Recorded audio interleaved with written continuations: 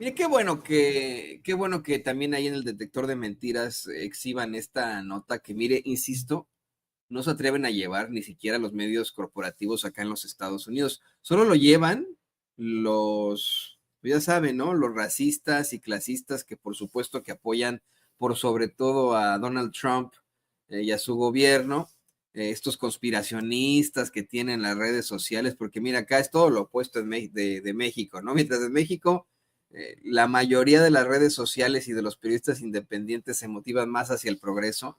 Acá en Estados Unidos son más hacia la ultraderecha, pero tirándole a lo fascista, pero y como lo hacen en las derechas, con una serie de mentiras e hipocresías.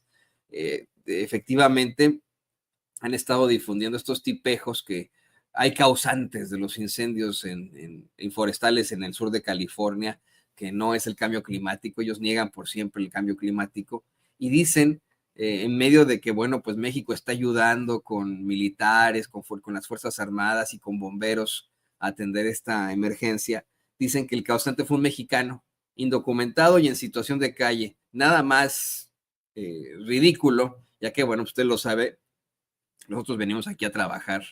Y aunque sí hay, efectivamente, a lo mejor segunda, tercera generación o bien alguna persona muy desafortunada que haya caído en situación de calle debido a las drogas acá en Estados Unidos, son los menos. La gran mayoría de mexicanos acá en Estados Unidos son reconocidos, mexicanos y mexicanas, por lo muy trabajadores y trabajadoras que son.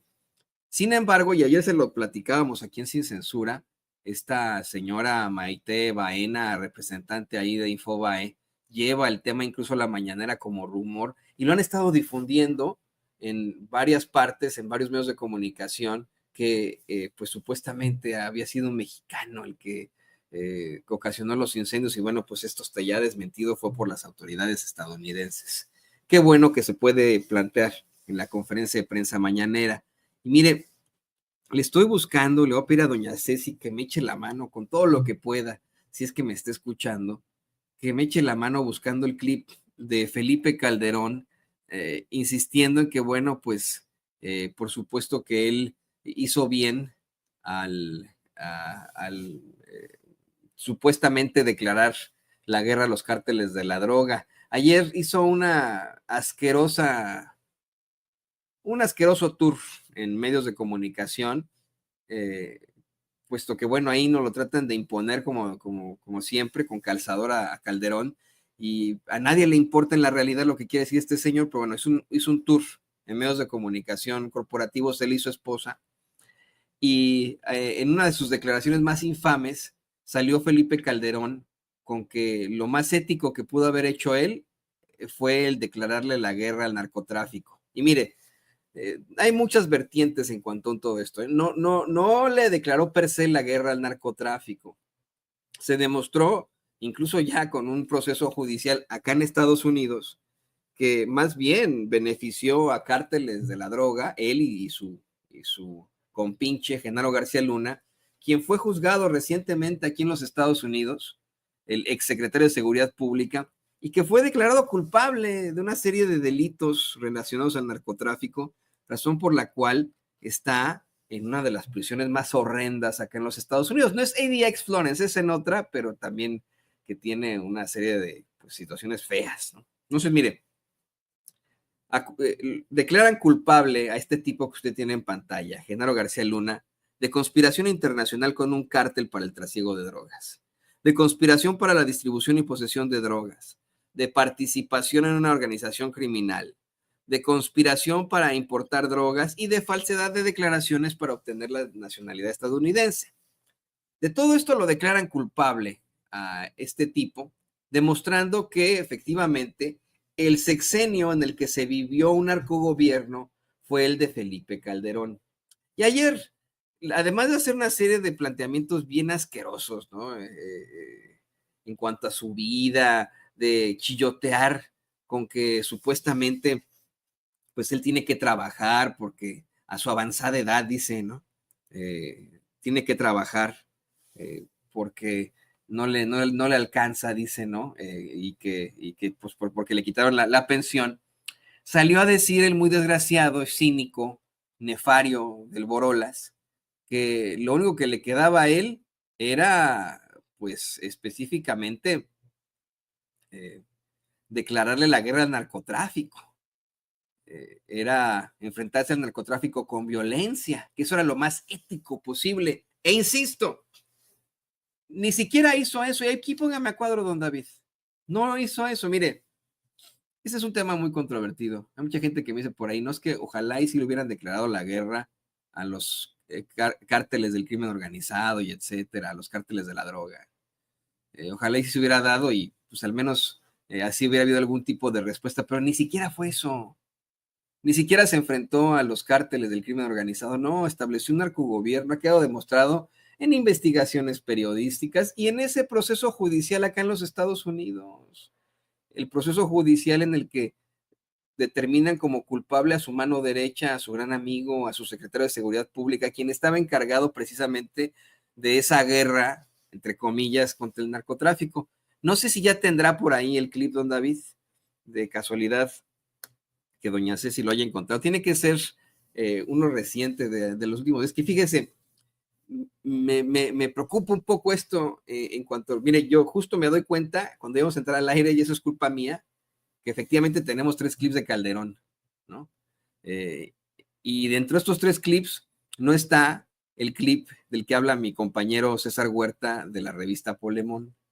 Entonces, cuando ya iba a buscarlo, termina el detector de mentiras y chino, ahorita pues no lo pueden buscar ahí, ¿no? Entonces, no está, no le voy a poder yo dar contexto palpable, desafortunadamente, de esto que le responde la doctora Claudia Sheinbaum a César Huerta de Polemón. La doctora, más bien César, disculpe usted, César, lleva este planteamiento a la mañanera y la doctora hace cuestionamientos muy duros, tomando en cuenta, dando el beneficio de la duda de que efectivamente fue una guerra contra el narcotráfico, cosa que también es cuestionable. La presidenta cuestiona pues que quién declara una guerra en su propio país. Dice que fue una verdadera irresponsabilidad lo que hizo Calderón. Escuche usted.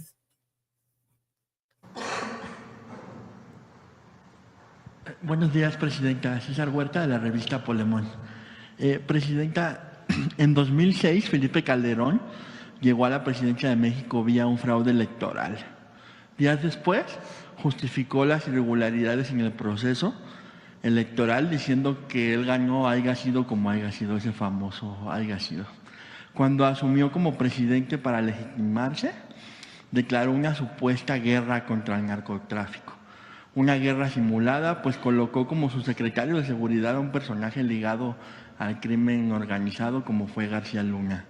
Esa guerra introdujo al país en una escalada de violencia sin precedente y pues ayer, con la sorpresa de que Calderón dijo que no se equivocó en su guerra, que no se arrepiente de haberla emprendido y que la hizo porque era lo conducente éticamente. Presidenta, Calderón mencionó que su guerra no incrementó la violencia, según él, sino que fueron las organizaciones criminales quienes lo hicieron con su expansión, como si mágicamente se hubieran expandido.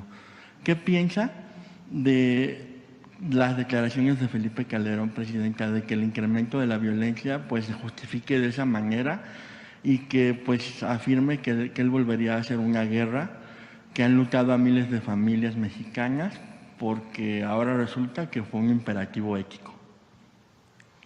A ver si tienen la gráfica de homicidios de el sexenio de Fox, Calderón, Peña. Es una de las decisiones más irresponsables que haya tomado una persona que llegó a la presidencia, además, como bien mencionas, a través de un fraude electoral. Primero, ¿quién declara una guerra en su propio país? Guerra significa permiso para matar, lo he dicho varias veces. Declarar la guerra quiere decir que las leyes quedan en segundo término, que hay un régimen de excepción. Para todos aquellos que hablan del Estado de Derecho, porque se llenan de palabrerías, la boca diciendo Estado de Derecho, hay autoritarismo en México. Y en realidad la decisión más autoritaria y responsable que se haya tomado en los últimos sexenios fue la decisión de Calderón de declarar la guerra. Escuchen bien, declarar la guerra en su propio país. ¿Eso qué significó? Primero, que utilizó al ejército sin un marco legal. Y segundo, el tema era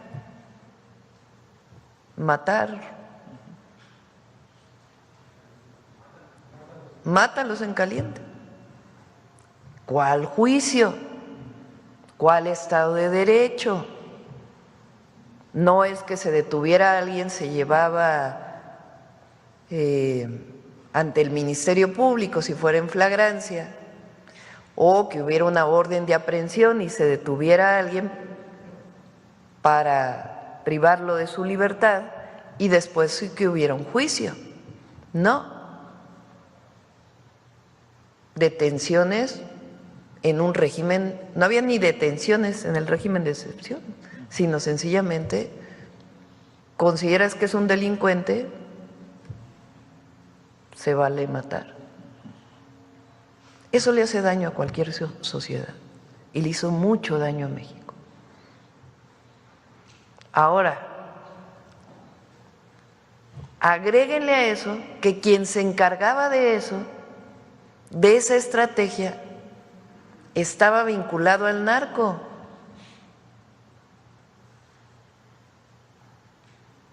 Favorecía a unos delincuentes frente a otros, recibía dinero y muchas otras cosas. Se dice que también promovía el mismo secuestros. Hay muchos de los reporteros o investigaciones en este sentido. Entonces, la declaración de que no hay Estado de Derecho, y ahora es el que está diciendo de que en México se acabó la legalidad, imagínense. Después, el incremento de los homicidios. O sea, vean nada más, el primer año de 2006 había 10.452 homicidios. 2007, 8.452. 2008 casi se duplica.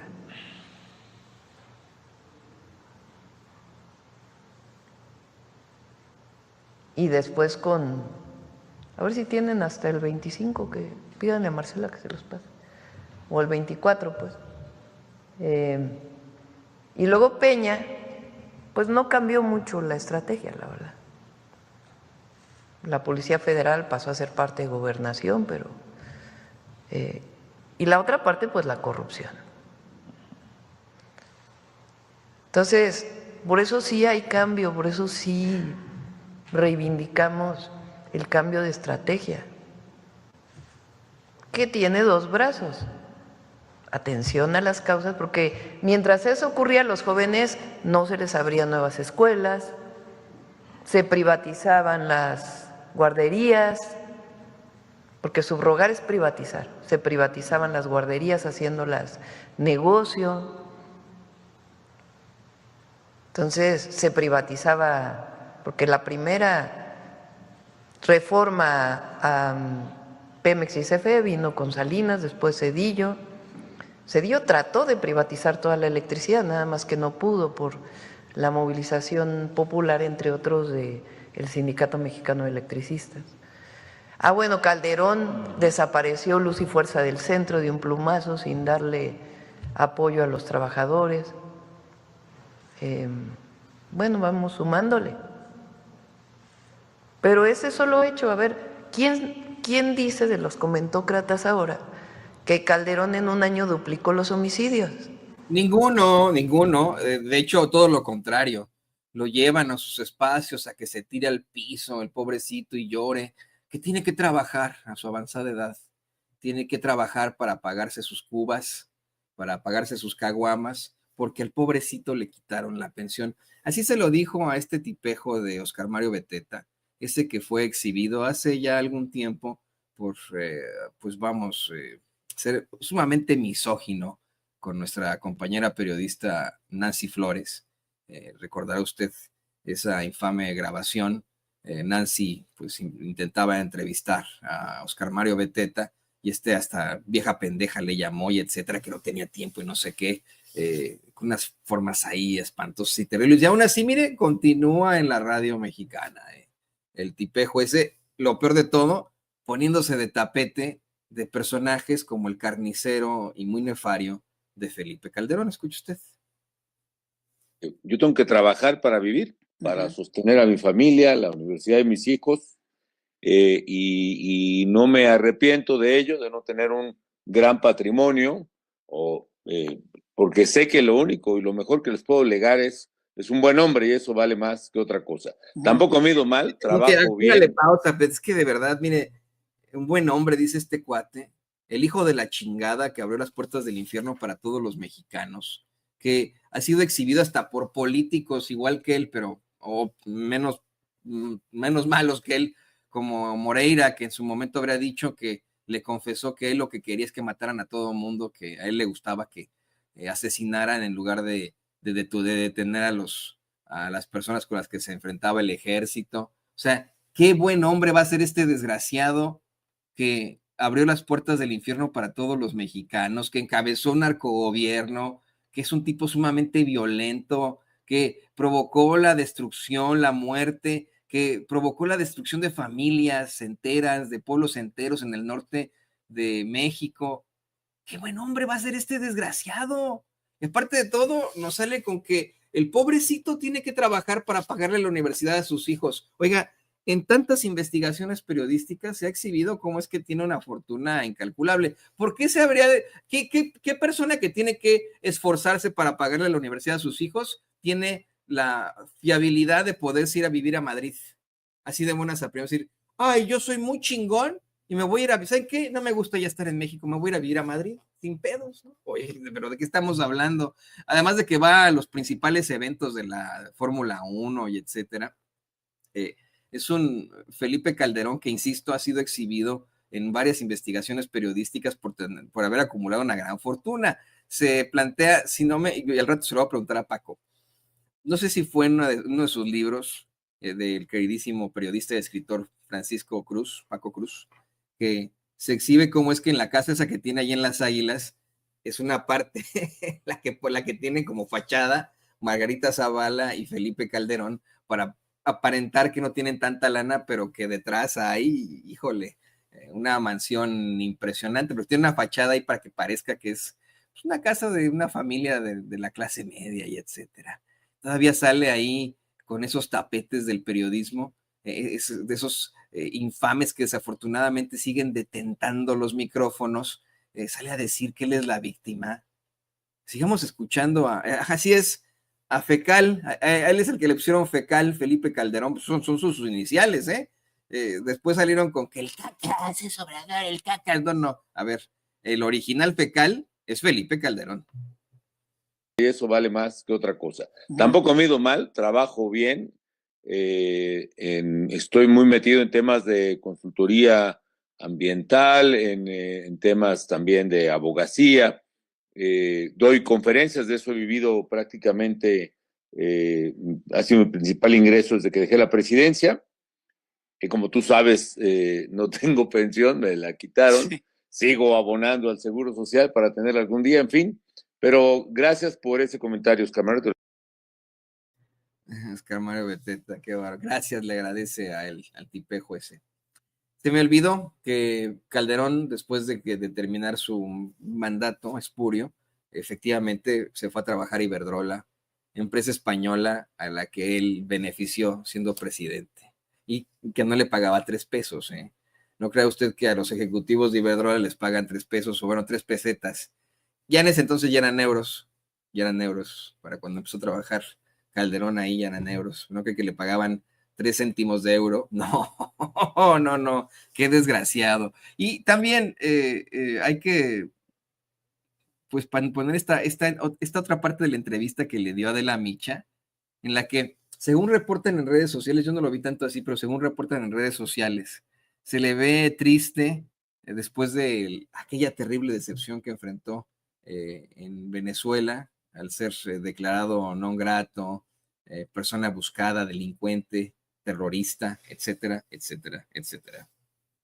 De lo que vamos a hablar, efectivamente fue un viaje muy intenso y tenso también, además, porque implicaba pues una serie de riesgos, de decisiones, de objetivos. Algunos se cumplieron, otros no. Se cumplió el objetivo que teníamos de elevar la presión internacional para desconocer y rechazar el régimen ilegítimo, la dictadura cruel, sanguinaria, asesina de Nicolás Maduro.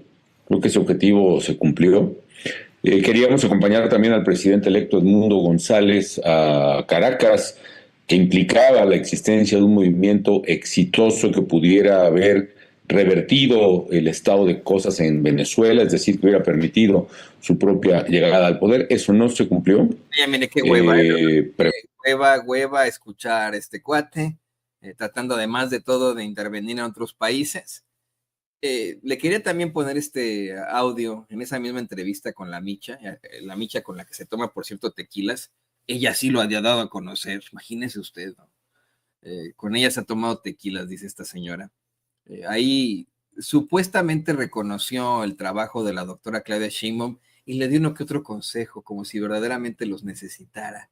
Miren lo que son las cosas. Miren, lo que veo yo aquí es pues esa intención que también tuvo Calderón a principios del gobierno de Andrés Manuel López Obrador y que también tuvo Vicente Fox, una especie de acercamiento, decir, oye, pues somos expresidentes, échanos la mano aquí como se pueda. Y usted recordará que López Obrador les dijo, gracias, pero no gracias, como dice Armando Guzmán. Escuchen.